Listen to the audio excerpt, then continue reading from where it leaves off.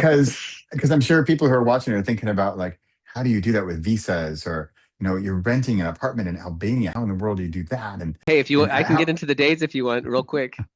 So here's a couple details. If you're a U.S. citizen, Albania gives you a year. Albania gives you a What? year. If you're a tax resident, the typical days in a country is 183. You exceed Right, 183, you become a tax resident. So a right, U.S. right. citizen in London only gives you 6 months. That's 180. So you're not even a tax resident at 180. And you mentioned Schengen, so Europe, EU, Schengen gives you 90 days. So you can't even become a tax Right. resident. So most countries, you Okay. can't even become a tax resident in the first place. Albania Okay. gives you a year. So here's a Okay. little. This is not a loophole or things like that. It's Right. totally, you can research it. Albania's law is a calendar year, and you become a tax resident after 183.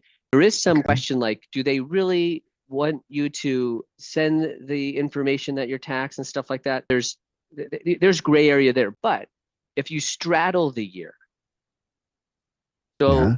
even though we booked 10 months, it's not 183 within the same calendar tax year. So from a tax Oh, perspective, we'll never exceed 183 in either year, either calendar year. either calendar year. So it's better Okay. for I me to see. not be a tax resident because it's just US based income.